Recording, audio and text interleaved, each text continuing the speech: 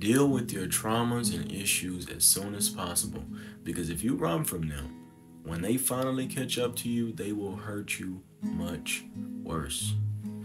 I was talking to this girl one time and I grew very close to her and things didn't work out. But when I was traumatized from the whole experience, and I'm gonna use that word very lightly but heavily at the same time. When I was traumatized by the experience, I didn't really deal with the trauma. I kind of ran from it. I was like, nah, it didn't hurt. I pushed it down. Well, about 3 years later, after like deleting her off social media, not coming in contact with her, I was at the fair, a carnival, and she walked past me. And when I seen it, it hit me, but I was around my friends, and I was like, nah, I can't hurt right now. You know what I'm saying? So I started laughing, coping. Well, we went to go get something to eat, and I seen her again, and her friend was like, there goes Shaman. And it hit me again, but I'm around my boys, so I, put on the mask, and I'm coping again, laughing, smiling, having a good time. Well, on the way back to my car, I hear, her friend go, there goes Shaman again. And I'm like, God damn it. But I'm walking, I'm like, yeah, you miss me now, don't you? I didn't, I'm saying, I didn't grew up, all this and that. I don't feel nothing. Well, I got in my car, and as I'm driving home, right before I get home, some song came on. I'm telling you, it sent me into one of the darkest states of depression, right? So I had to go to work the next day. I was at work. I kid you not. I went to the other side of the store and I was overwhelmed with so many things. I had my first panic attack. I like to say that I don't believe in anxiety, or well, not anxiety, but depression and anxiety attacks and things like that to kind of cope, honestly. You lie to yourself enough, you start believing it. Just delusion, using delusion to your own advantage. Well, I went over there and I started having a panic attack. I fell down, like my chest. It felt like somebody was sticking a knife in me. And for about a week, I was tore up, man. Because all those things that happened to me throughout that whole experience, I just put band-aids over them, right? I got shot up with a Tommy gun and put band-aids over bullet holes or bullet wounds. And those wounds became infected. And when that band-aid finally got ripped off, or, it got too saturated and it peeled off, I had infected wounds and I had to deal with that. And it took a great deal of strength to pull myself out of that little situation, but it was hard, man. Because when you run from those traumas, that stuff just sit there, and it's like interest, right? If you borrow money from the bank and you take a longer time to pay that loan off, the interest accumulates. So when you borrow emotions and energy from a person, or you extending emotion and energy to a person, and then when that bond is severed, and you try to make like that energy is still not being put out or taken away, however you want to spend it, whenever you see your balance, or whenever you are presented with reality, whenever reality smacks you, it's gonna hurt way worse. The interest is gonna be way over your head and it's gonna kill you. So more recently, I was with this girl, and this is like the only lady that I consider like someone I was actually like truly in love with. And I understand that, when you're in sixth grade, whatever you know is love, that's love. But when I say like I love this person. I wish her well too. If she see this, I wish you well. You already know what it is with me. I love you. But when we first met, it took me like 6 months just to get. Let's see. I text her on I followed her on November the 25th. I seen her, I was like, oof, I want her, right? It was the energy, everything aligned. Like she was mine, and she still is mine. You're my soul, man. You know that. So come on, no. But anyways, I followed her November 25th. I text her December the 10th, and it took me from December the 10th to April the 30th to meet her. Right, we met on April the 30th. After all that texting and I pursued her. I didn't chase her. I would put in a little bit, back off a little bit, and I just kept on, and she finally gave me the opportunity to meet her, and it was a beautiful experience. You know what I mean? It was wonderful.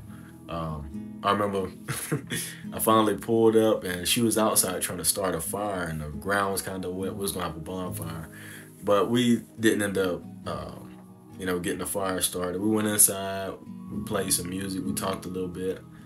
I got her warmed up pretty fast, got her comfortable, and we ended up playing checkers. And then I left at night, came back like a night after that, something like that. But it was beautiful.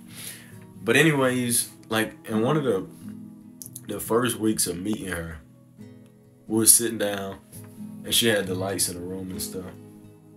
And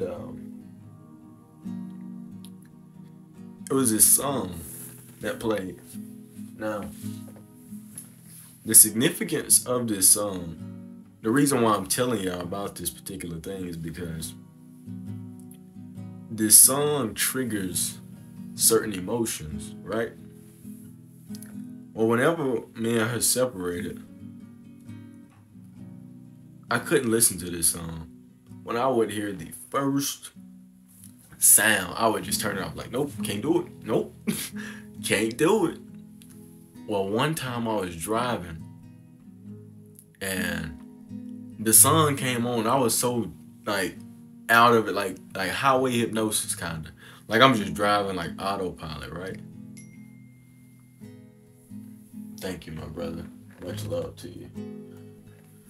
But that was my brother congratulating me on the goal. You know, we keep each other going, manifestation and stuff, my brother. But like I said, I had like highway hypnosis, and I'm listening to the song, and I don't even know I'm listening to it. And next thing you know, I got tears running down my face. And then when I really, I'm like, oh damn, I'm already a minute and 30 into the song. So I finished. I tortured myself and finished it because I was trying to become, like face my problems. Well, the song is called "Fade Into You," right? So the significance of it, going back to the story.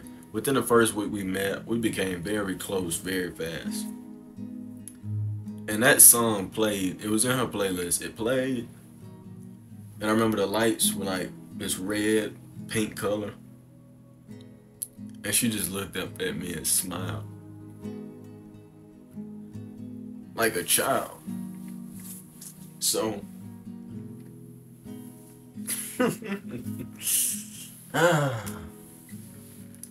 anyways, the lyrics read, I want to hold the hand inside you.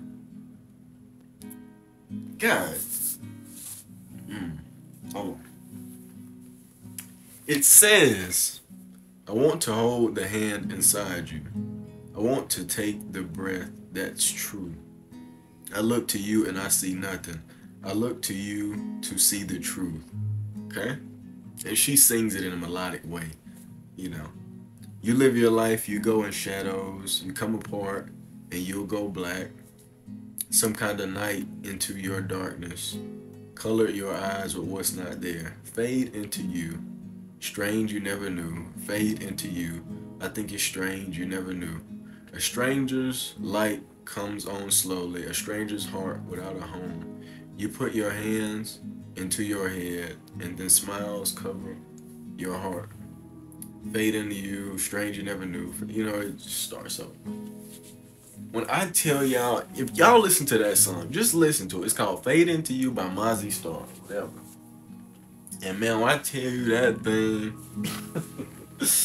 it will do it to you if you have a connection to it. So, for me to kind of face that part of, pain, and it's beautiful. It's a beautiful pain. You know what I'm saying? It was a beautiful experience. So I looked up the chords, and I knew most of them. Well, I knew them.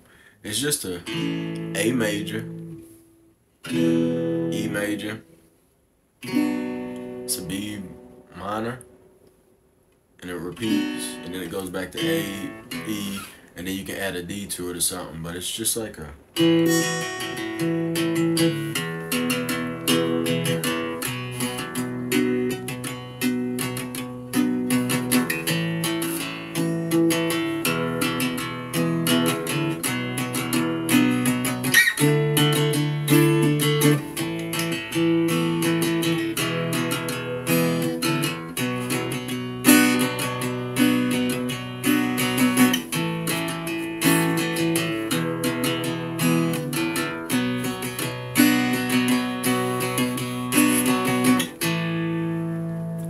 So, I learned it, like I said, I already knew the chords, I already knew the rhythm. It's like a...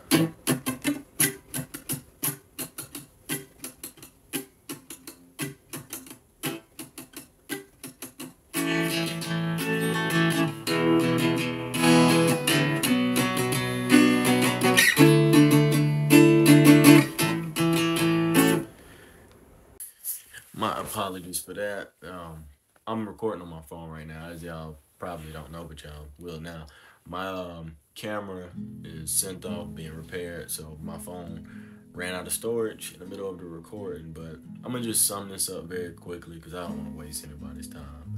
But basically, what I was saying was that I learned the song, already knew the chords, things like that. But the reason why I learned it was to face, a trauma, and it wasn't like the situation was a traumatic experience. That's what I said out in the beginning of the video. I wanted to use that word very lightly but heavily also.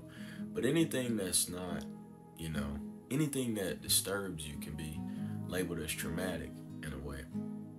But I learned the song to face those traumas, to face those problems, because if something as simple as a song could bring out emotions like that, there's no telling what something else could do. And I really don't know if I mentioned this already because the recording stopped, but I didn't want to compare trauma because trauma is trauma, and you know, it was a beautiful experience. It's easy to get caught up in the should've, could've, would'ves, and things like that, but that's just one of the ways you can attack your traumas. Like, face them instead of running from them. Turn around and run at them and slay the dragons. You know what I mean? You are your own biggest friend and biggest enemy. So yeah, it's just crazy what music and just things can do to you.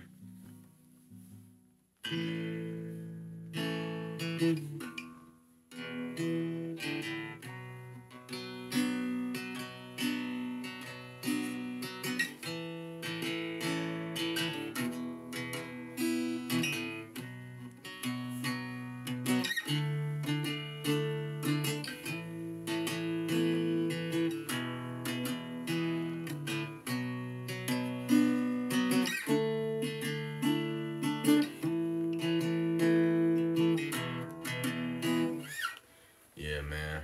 But like I said, I don't want to waste any more of your time. I just wanted to, be raw, be open, and just help somebody out. Simple as that. But I love y'all. Appreciate y'all for watching. I'm so ready to get my camera back because I don't like dealing with issues like that. But it's life. I'm human. Control what I can control, and I will talk to y'all very soon. I appreciate y'all for sticking around. And I know the video definitely cut off when I mentioned this, but it's just a beautiful thing that I built a community that I feel is very supportive of me, regardless of what I do. It's like y'all come here for me. Obviously, y'all come here to get some, good energy and advice or whatever you want to call it. But I feel like I've built a campfire community. That's what I call it. It's like we sit around the campfire, we talk, we chill, we have a good time, we learn, and I think y'all just support me in whatever I do. Cause y'all here, for me being me being open, me sharing my experiences with y'all, and we family. So I appreciate y'all for that. By the time y'all see this, we'll be at 70K, possibly 80. Who knows? The support is just insane. But I appreciate y'all, and I guess I'm gonna go to sleep now because I am tired. But thank you. I love you. Take care, and I'll talk to you soon.